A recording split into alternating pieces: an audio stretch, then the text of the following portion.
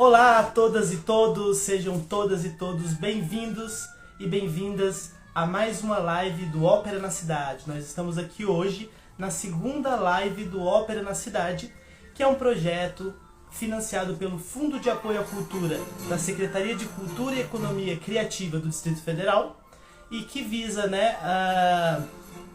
contribuir para a democratização da ópera através de uma oficina e websérie em 10 episódios, contando também com 5 lives, sendo essa a segunda dessas 5 lives, mais os 9 testes de conhecimento e um teste final, com o qual a pessoa que fizer esse teste e tiver um aproveitamento nesse teste final irá receber o certificado de conclusão da oficina Ópera na Cidade. Na semana passada, nós tratamos aqui na live dos 2 episódios da semana passada, que eram a ópera na atualidade, aliás, a atualidade da ópera, o título desse primeiro episódio, e do segundo episódio, que se referia ao nascimento da ópera. Nessa atual semana, nós vimos os episódios 3 e 4. Quem ainda não viu, veja o episódio 3 e 4. O episódio 3 se refere à ópera italiana, através da escolha de 5 principais compositores da ópera italiana. E a gente vai falar deles aqui, revisar esses nomes importantes da ópera italiana. E o episódio 4, que trata da ópera na França, a ópera francesa também, uma longa tradição, com vários gêneros, vários estilos, na verdade, de ópera. Então, começando na semana passada, para além do que a gente trata nos vídeos, na semana passada eu também trouxe algumas informações, né? A gente falou, por exemplo, sobre a diferença do libretista e do libreto e do compositor, né? De quem faz a música.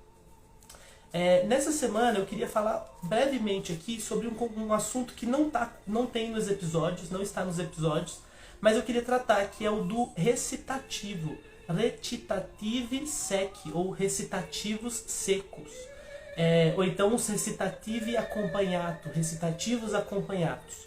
O que é isso? Estabeleceu-se na ópera que, alternado com números musicais como as áreas, as aberturas, os interlúdios orquestrais, se teria também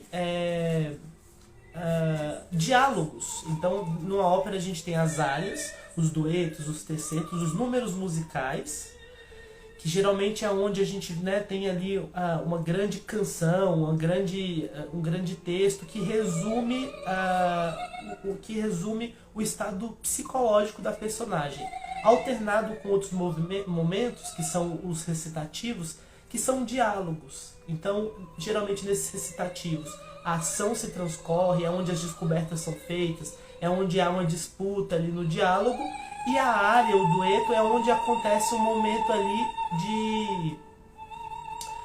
um momento de reflexão, de interiorização dessa personagem, certo? Então a gente vai ter geralmente um recitativo com um diálogo, e aí esse diálogo, que é o recitativo, pode se tornar num dueto, por exemplo, entre 2 cantores, ou um monólogo ali, uma área, né?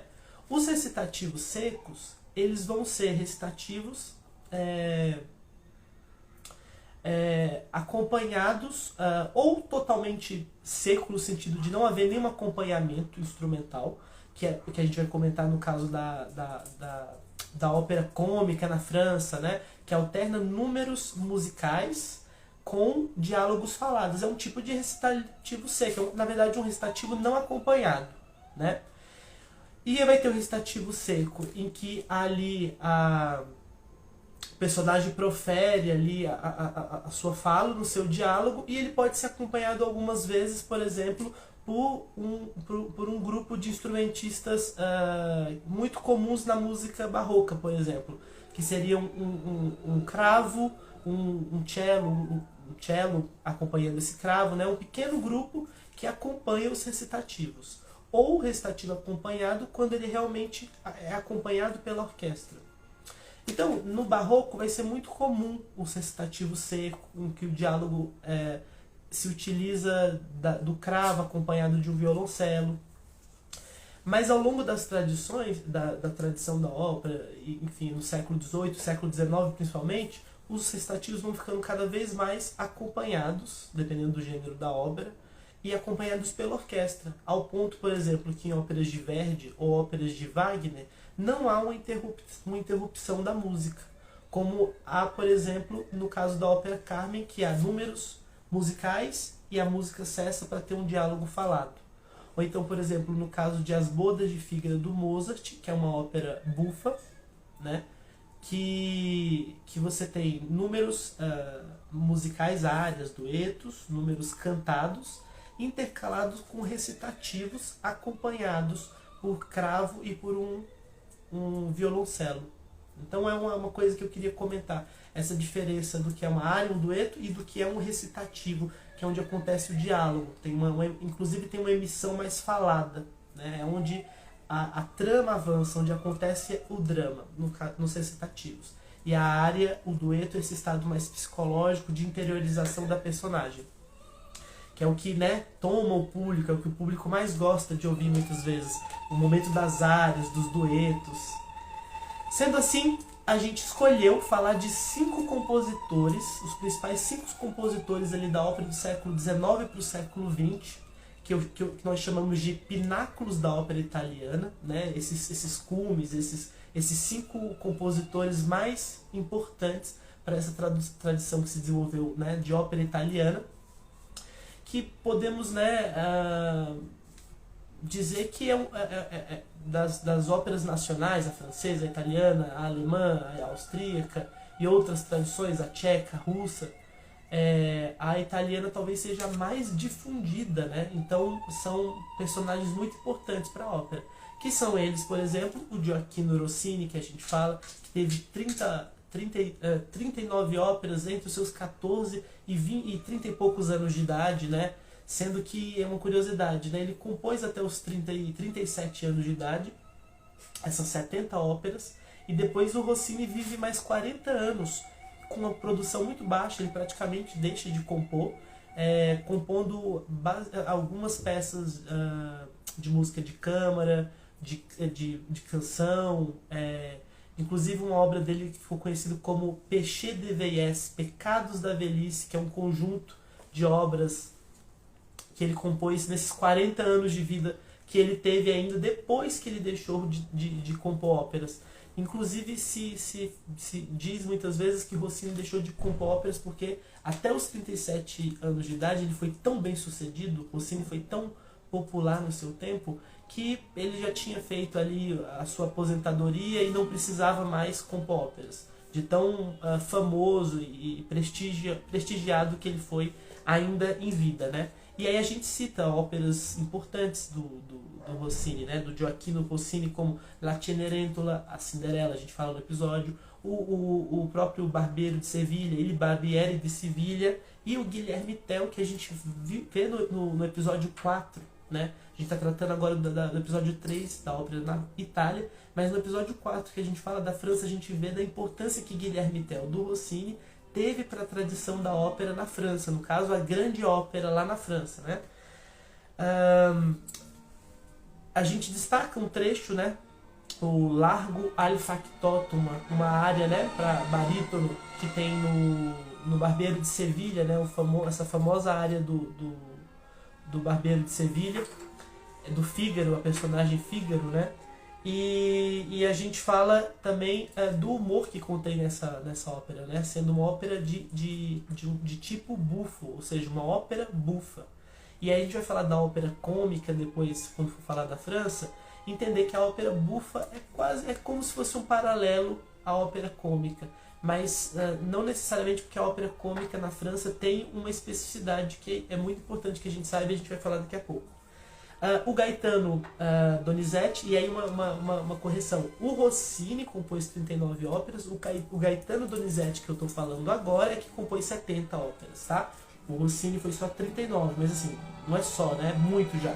O Gaetano Donizetti aqui vai muito além e compõe muita obra. É um dos compositores de ópera mais prolixos, assim, né? Uma grande produção, no caso do Donizetti, com essas 70 obras. óperas. E a gente destacou no episódio 3, né, o Elixir do Amor, que é uma ópera do Donizetti, o Dom Pasquale, que é uma comédia, e Luthier de Lammermoor, que tem um caráter mais trágico, mais dramático. Inclusive no episódio 3 a gente fala do enredo dessa ópera, né, que é ali toda uma disputa entre duas famílias, e esse amor da Luthier de Lammermoor, né?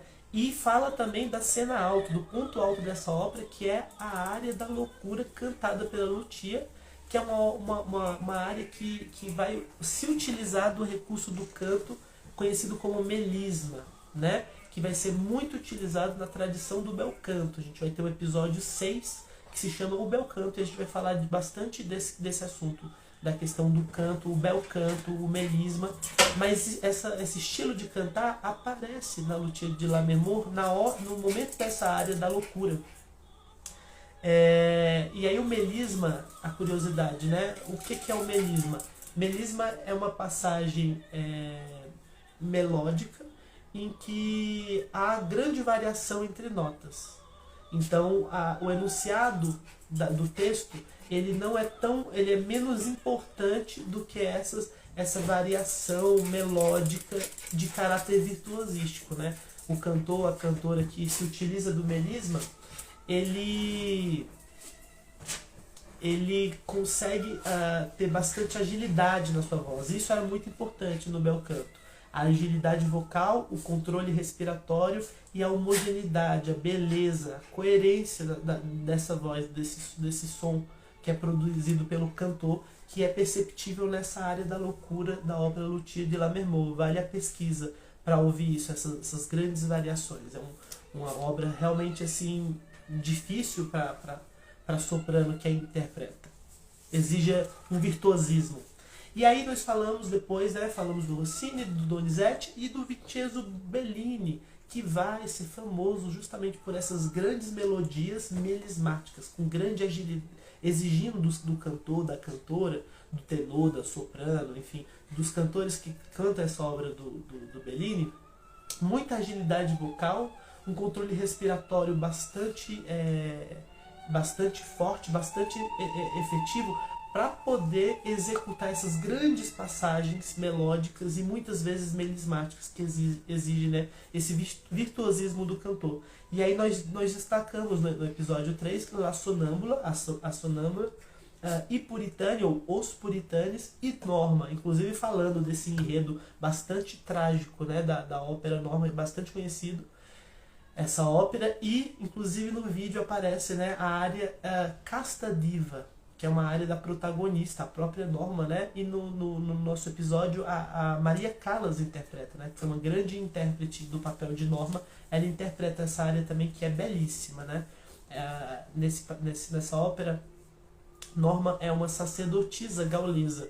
Então ela tem toda uma relação com a natureza, com a lua, com os astros. E nesse momento de Casta Diva, ela está invocando a lua, ela está cantando para a lua. É uma área belíssima.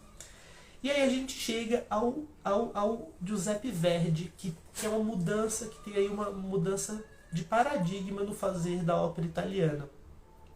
Pois, como o Rossini estava ambientado, o Rossini, o Donizetti, o Bellini, estavam muito ambientados a questão do bel canto, a questão da agilidade vocal, do melisma, das piruetas vocais, né, do virtuosismo vocal. O Verdi está mais interessado no teatro, está mais interessado no texto, está mais interessado, então, por isso, num caráter mais direto da enunciação vocal. É mais importante contar a história do que o virtuosismo, o malabarismo vocal, que aparece nos compositores anteriores que a gente falou, que se utiliza do melisma, do bel canto, né, desse virtuosismo vocal. Então o Verdi vai compor 28 óperas, e a ópera dele é bastante dividida entre uma ópera de um período mais inicial, depois um período médio, depois um período mais avançado da obra dele. Tem uma divisão da obra do Verdi, até as óperas finais, né? Passando por Um Bale e Máscara, passando por Otelo, e a última, que se chama Falstaff, uma ópera bastante já avançada e moderna para o tempo do Verdi. Mas o Verdi já é moderno nesse sentido de menos interesse no virtuosismo vocal, como estavam os belcantistas, e mais interesse na história. Então ele vai se juntar com poetas, né, que são os libretistas, que a gente falou na semana passada, né, com romancistas, escritores, que compõem um texto para essa música, né, da ópera. Então ele vai se juntar, por exemplo, com o Francesco Maria Piave, com Arrigo Boito, para criar esses libretos das suas óperas, né?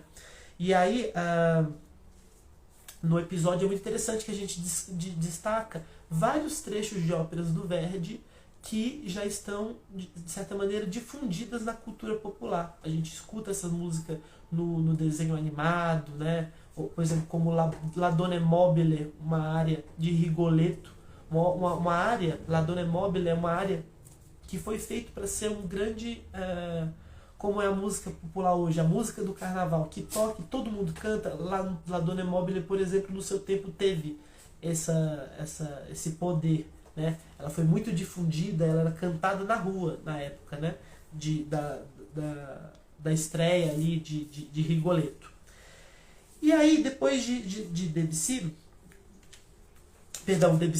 depois de Verdi, a gente chega à ópera já avançada, né, já no século XX,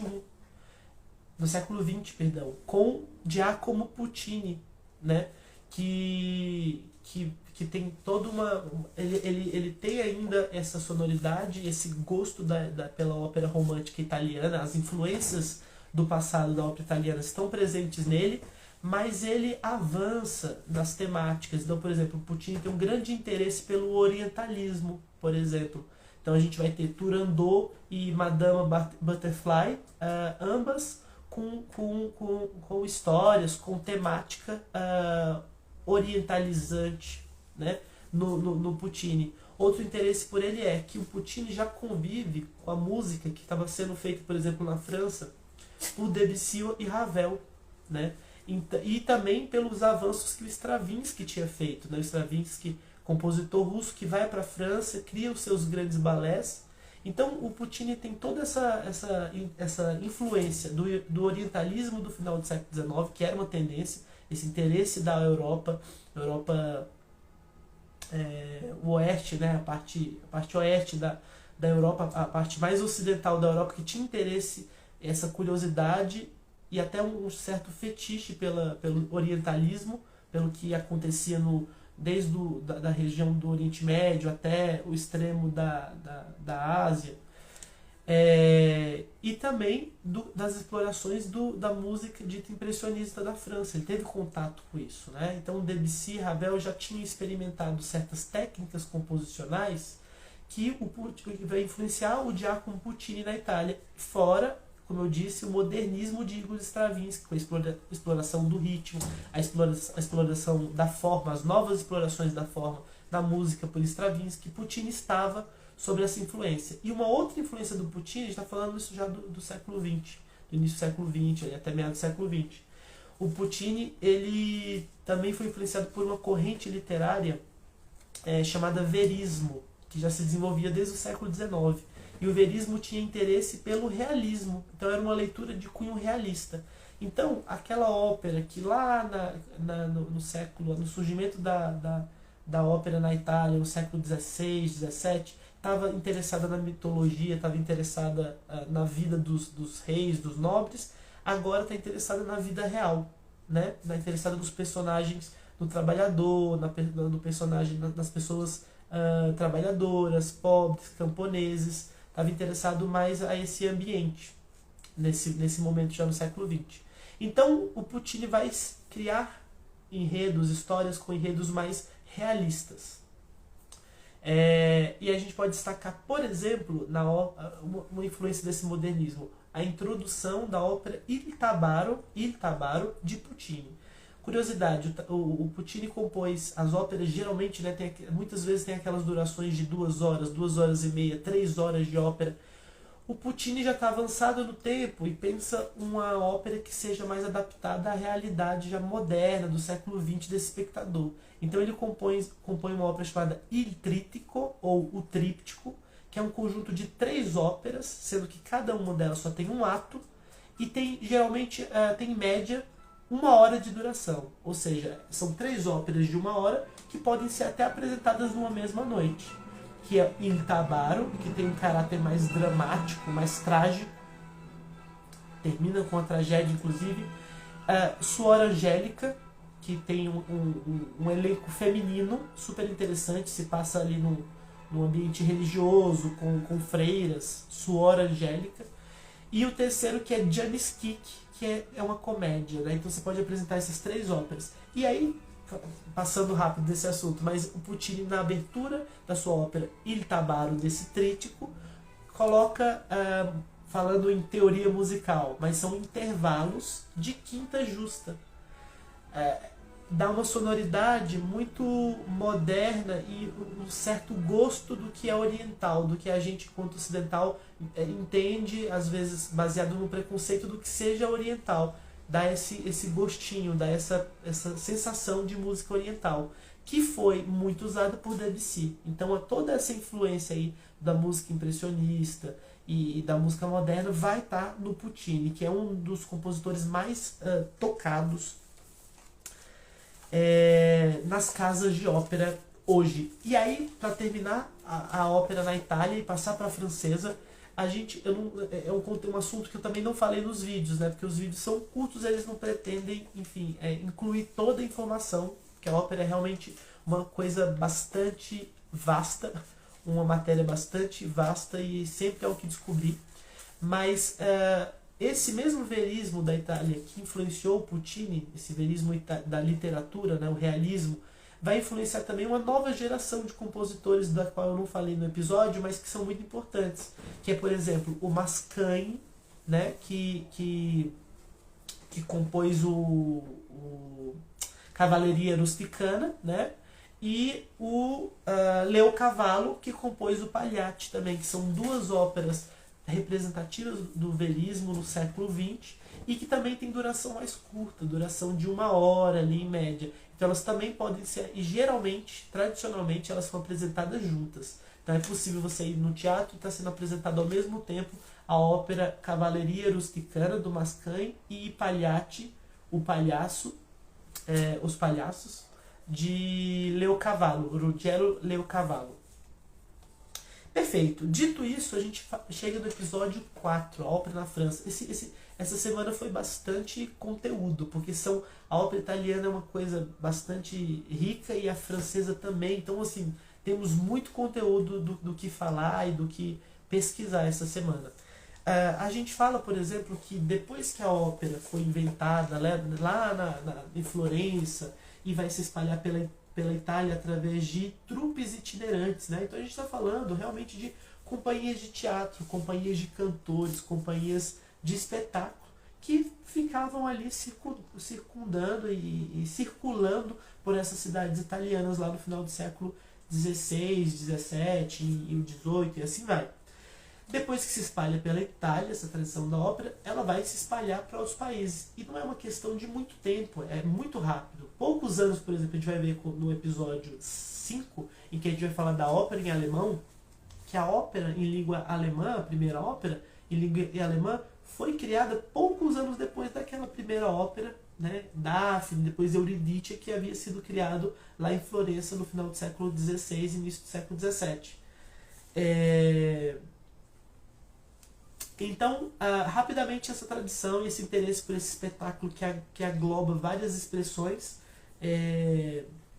foi difundidas por outros países da Europa, né, chegando à Rússia, e aí mais tarde, né, no século XIX, nos Estados Unidos, Brasil, enfim, outros lugares. E aí a gente vai falar o quê? Que na tradição da ópera francesa, ela se inicia como? No momento de pujança, né? No momento ali em que a cultura, as artes eram muito patrocinadas, que era um momento específico do reinado do Rei Sol, né? do Luís XIV. A gente está falando do século XVII.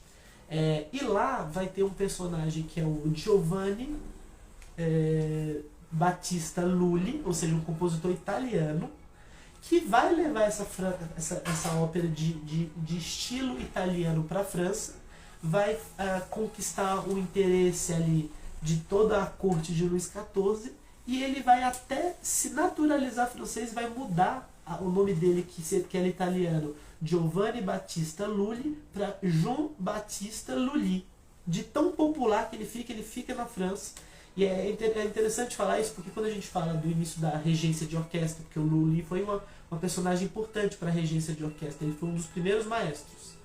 E quando a gente vai falar de ópera na França, a gente sempre fala de Lully, e aí pensa o Lully como um compositor francês. Ele foi muito importante na França, mas na verdade ele era italiano. Ele mudou o nome dele, tamanha a popularidade dele, que criava esses espetáculos, né, que virava dia, noite, que tinha toda uma maquinaria de cenários, de toda uma parafernália teatral que criava grandes espetáculos. E aí essa tradição, né, com o Lully e o libretista dele, que é o Philippe Quinault, vão criar várias óperas. Inclusive nessa época vai se sistematizar, né, a ópera francesa em 5 atos. Isso é interessante, porque a ópera francesa, muitas delas têm 5 atos, é um gosto francês. E aí, isso estamos falando do século XVII. E aí, na metade do século XIX, um outro gênero começa ali a ganhar gosto. E a gente está chegando já perto, né? Na metade do século XVIII, a gente está chegando perto ali da questão da Revolução Francesa. Então, a monarquia está perdendo o seu poder. Depois desse período de Luís XIV, a monarquia está perdendo o seu poder. As forças populares ali, as massas, estão ganhando em discurso, ou seja, eles têm muito mais interesse em ouvir sobre o povo. E nessa de ouvir mais sobre o povo, essa primeira ópera que a gente chama de tragédie lyrique, ou tragédia lírica, né, que o Lully praticava no século XVII, ela vai perdendo força, porque o interesse já não está mais tanto na mitologia, nos reis e na nobreza, como era na tragédie lyrique. Agora o interesse está nas coisas mais simples, o povo. E por isso vai ganhar grande popularidade na metade do século XVIII a opéra comique, que tem ali um enredo mais popular. E aí, quando a gente fala em opéra comique, ou ópera cômica, a gente pensa, é uma comédia. E aí uma coisa que eu disse com bastante força no episódio, e eu sempre reitero, é de que a ópera cômica, nesse contexto da ópera francesa, não é uma ópera de humor, no sentido de ser comédia. Muitas vezes ela tem um enredo trágico, que é o exemplo que eu sempre dou, e aparece isso no episódio, da ópera Carmen de Bizet, que é uma ópera considerada do gênero cômico, mas que tem um enredo trágico. Mas por que ela é cômica? Porque a ópera cômica, significa que ela é uma ópera que alterna números musicais, áreas, duetos, aberturas, interlúdios instrumentais com falas, como no teatro de prosa. Então a cantora canta a sua área e depois, quando ela vai ter uma discussão com outra personagem, ela fala o texto, como no teatro de prosa. Isso é a característica principal da ópera comique ou ópera cômica. Então, espero que tenha ficado claro. Não necessariamente esse enredo é uma comédia, mas é justamente apenas porque ela tem essa variação entre números musicais e falas, né? E teatro de prosa também ali. E aí, depois desse período, dessa profusão da ópera, a ópera cômica, né? A ópera cômica ganha essa popularidade, a gente volta lá para a ópera italiana, como nada está separado. Quando eu falei da ópera italiana, ainda agora nessa live, agora há pouco, eu disse que o Rossini criou a ópera Guilherme Tell, e aí eu disse, na França ela vai ser importante. E o episódio aparece isso, ela é importante para a França, porque o Guilherme Tell é encomendado para esse compositor italiano, o Gioacchino Rossini, para que ele compusesse uma ópera que fosse do gosto francês, ou seja, que englobasse características que agradavam o público francês. O número de atos, a presença de balé, a característica das aberturas. Então, é possível distinguir algumas características ali do gosto francês, e foi isso que o Gioacchino Rossini fez, compôs uma ópera nesse gosto. E era uma ópera grandiosa, com um tema grandioso, Guilherme Tell. Então, tem uma temática aí que interessou. E aí, como a gente está justamente ali no início do século XIX, a gente já teve a Revolução Francesa e toda essa questão, vai surgir né, dessa inspiração do Guilherme Tell de Rossini, a Grand Opéra, ou Grande Ópera, que era o quê? Era um momento ali de grande investimento do governo, né, ali do poder, para que se criasse espetáculos operísticos. Então a gente está falando de grandes investimentos de dinheiro para criar grandes espetáculos que fizesse, né, a gente está falando ali do Império Francês, né? Então o interesse agora é que a França se destaque culturalmente no mundo. Então que a ópera francesa seja inigualável, né? Era o interesse ali dessas forças no início do século XIX. E assim existe então a Grande Ópera, que é uma ópera que vai englobar uma orquestração, instrumentos mais pesados, até porque a gente está falando já do século XIX, que vários instrumentos que antes não existiam, agora existem.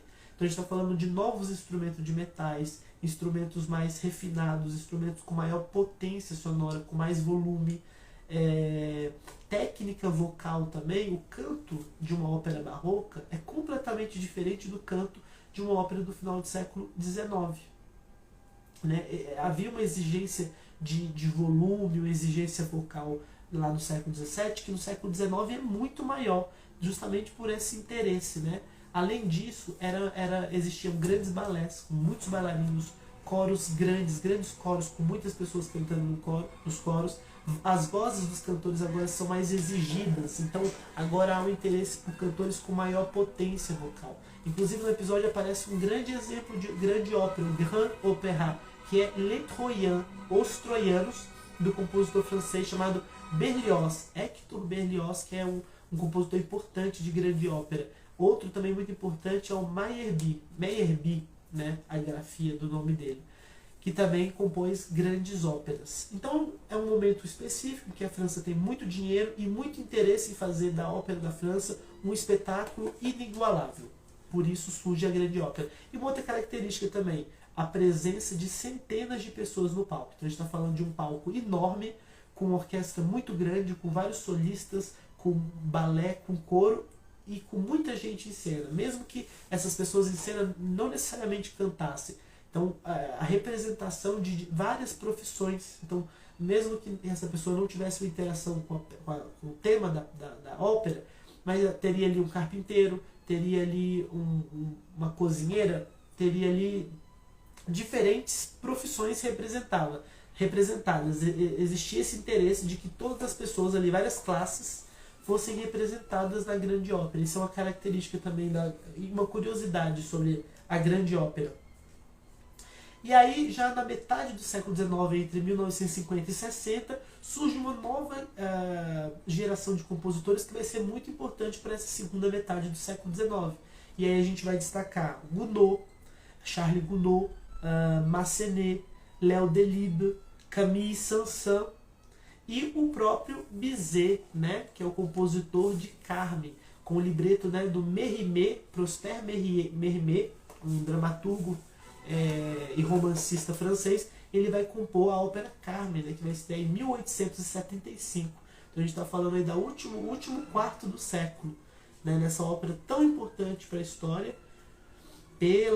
O episódio fica muito claro pelo caráter contestador e avançado e moderno da personagem de Carmen,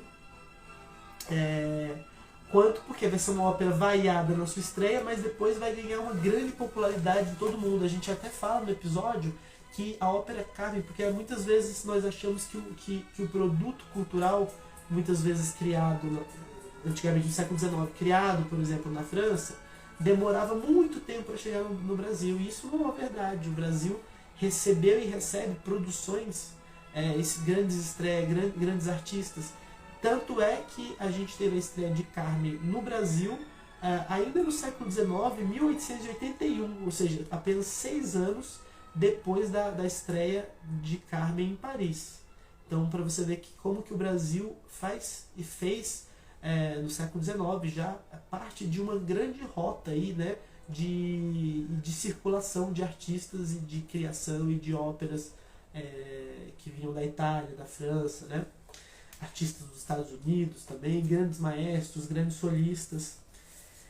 E também comentamos lá, né, a ópera Carmen que foi apresentada agora estreou a nova montagem, a nova produção da Ópera Carmen no Teatro Municipal do Rio de Janeiro, né? Então ela estreou no Rio de Janeiro em 1881, a Ópera Carmen, e ela já foi apresentada desde 1913 até esse ano, ou seja, em 100 anos, mais de 100 vezes só no Teatro Municipal de São Paulo. E já foi, perdão, Municipal do Rio de Janeiro. E já foi apresentada em São Paulo, em Brasília, enfim, em várias cidades brasileiras, porque é realmente uma ópera muito, muito, muito popular. E aí, dito isso, após esse período ali, né, da segunda metade a segunda metade do século XIX, a gente fala também de um outro gênero de ópera que é o da opereta, né, que a gente comenta que ela é mais leve, tanto na substância musical como no drama que está sendo encenado, né? E aí a gente está escutando agora aqui o Cancan, né, porque faz parte de uma ópera, de uma opereta, né? Opereta que tem esse nome que é um diminutivo de ópera, né? Opereta, uma pequena ópera, né? Por essa certa leveza da opereta. E a gente fala, né, que um dos pais aí da opereta é o Jacques Offenbach, né, na França. Ele tem um nome meio alemão, mas ele constrói aí essa tradição aí da opereta na França. E aí a gente pode citar aqui a gente vai falar da ópera no Brasil, lá no episódio 9, daqui a algumas semanas, acho que daqui 2 semanas, mas a gente pode adiantar, por exemplo, que na tradição da ópera no Brasil, quem foi uma grande compositora de operetas é Chiquinha Gonzaga, por exemplo. Ela compôs operetas. E aí, passamos do século XIX, ou seja, a gente falou da tragédie lyrique, né, tragédia lírica, a gente falou da opéra comique, que tem ali uma sutileza ali. Por que a ópera cômica? A gente tem que saber isso. E aí a gente vai para Grand Opéra, depois a gente vem para essa nova geração ali do final do século XIX, com Delibes, Gounod, Massenet, Bizet, Carmen, e aí a gente entra no século XX, em que a gente tem, como eu falei anteriormente quando falava da ópera na Itália, uma geração influenciada pelo simbolismo na literatura, na poesia simbolista e na pintura impressionista, né? Essa mudança de paradigma nas artes, na literatura, nas letras, e a mudança de paradigma, né, modernista na pintura é uma coisa que influencia esse cosmo dos artistas desse período e vai influenciar também a música, né? Por que não? Então os compositores dessa época, como Debussy e Ravel, são influenciados por essas correntes e vão conceber uma música dita modernista, né? Dita impressionista, se usa esse termo para falar dessa música. E aí a gente cita Les Enfants et les Sortilèges, né? As Crianças e os Sortilégios, de Ravel, e a ópera Péléas et Mélisande, né? Péléas e Mélisande, do Debussy, né? Óperas aí desse início do século XX, início do século XX já. A gente fala de uma ópera francesa moderna. Pessoal, a gente falou então da ópera na Itália e a ópera na França nesses episódios. É um assunto muito vasto, inesgotável, eu posso garantir. Então não foi possível colocar tudo o que há de ópera italiana e nem ópera francesa nesses episódios e nem nessa minha fala de hoje. Então que esses episódios sirvam para atiçar aí as curiosidades para quem quiser pesquisar mais no Google, na internet, no YouTube, assistir óperas no YouTube, assistir trechos, pesquisar por áreas, pesquisar por trechos de óperas italianas e francesas no Spotify, né?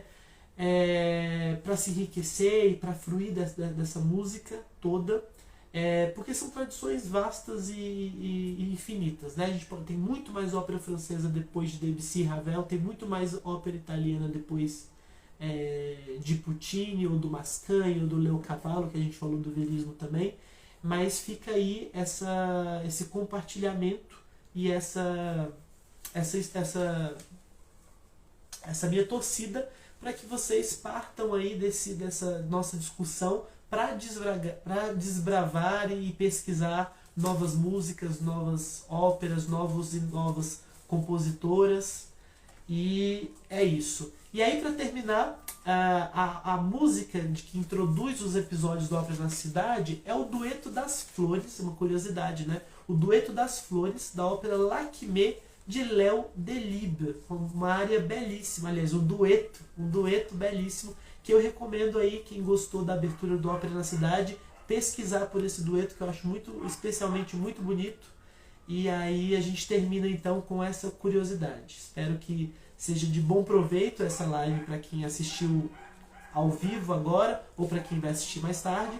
E nós nos vemos na semana que vem com a live número 3 do Ópera na Cidade. Um grande abraço, boa noite e bom final de semana.